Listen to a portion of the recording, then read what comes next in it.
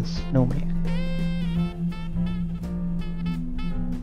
I was a struggling ghostwriter, and I thought a break away from the city to spend time at a remote ski resort would be a good way to clear my head and help me get back on my feet. There weren't any other cabins around, so I was guaranteed a few weeks to reflect and enjoy the isolation. At least that was the case until the final week of my stay, which made this Christmas truly unforgettable. It first started at night when I suddenly woke up.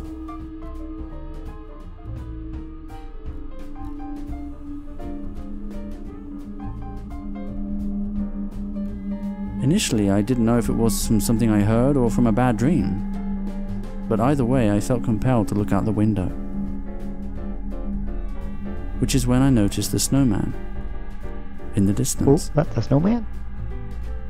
Back when I was a kid, I would have been delighted at the mere sight of a snowman, but that sense of childhood nostalgia was soon silenced by the realization that I wasn't alone out there in the woods. The cabin where I was staying was the only one this side of the valley, so it seemed like a really long way to walk just to build a snowman. Maybe it's alive. Despite the uncanny feeling, I was still far too tired to give it too much thought, and managed to sleep through the rest of the night. The following morning, to no surprise, the snowman was still there. I couldn't quite put my finger on it right then, but I got this strange notion that something was different about the snowman. I decided to carry on about my day and didn't think much of it, until later at night, when it happened again. What happened? I woke up suddenly for no apparent reason. I don't remember having a bad dream, but I guess it's common not to remember the dreams that we have, even the really bad ones. It felt like deja vu, and I found myself once again gazing through the bedroom window. I could still see the snowman, even clearer now. I couldn't quite figure out why, but it gave me this odd sensation. I also started to wonder why the snowman was facing towards the cabin, and why anyone would build a snowman all the way out here. Mr. Creepies. There weren't any other cabins around for miles. I didn't sleep all that much after that, so the next morning, I decided to head outside the cabin for a closer look. Don't do that. I looked around, but just as I expected, there was no trace of anyone, although it was hard to be sure, considering how poor the visibility was due to the weather. Oh, I chose to knock the snowman down just for good measure, since it was already beginning to feel like some kind of bad omen. I thought he melted. Maybe I was overreacting, it was just some kids fooling around, but at least I wouldn't have to think about it anymore. Or so I thought. The following night, things got even worse. What the? I woke up again, but now I knew for sure it wasn't from a dream, but a loud thud, like the sound of something hitting the window. Okay.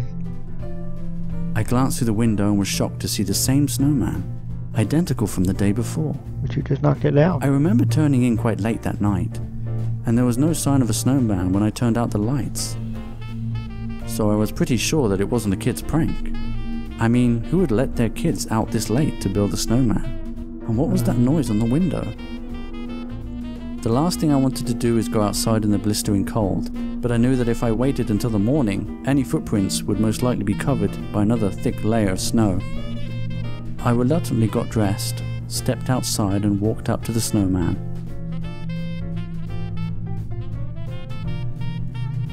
Which is when I discovered a single set of very large footprints leading from and to the forest. Bigfoot.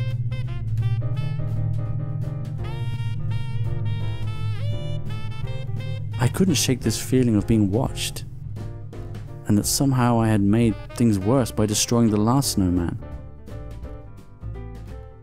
So I decided to leave it alone and quickly headed back to the cabin. But it looks so weird. The bitter cold stayed with me that night as I curled up in bed and tried my best to get warm. But the prospect of getting any sleep that night soon came to an abrupt end.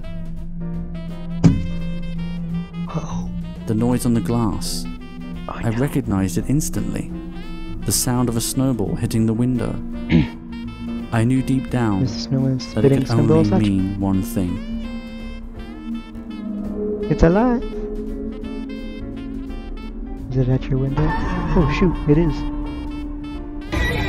Oh, hello.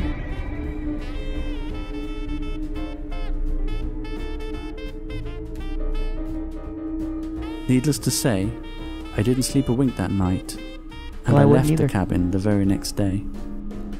How did it move I there? never knew his name, or ever saw his face, but I came to know him as the Snowman.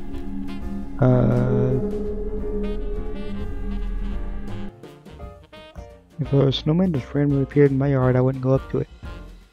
Especially if it was in my window, I'd probably smack its head off with a bat. Why are you smiling at me like that? Go away. And raise your nose. You're supposed to have a carrot for a nose. Okay.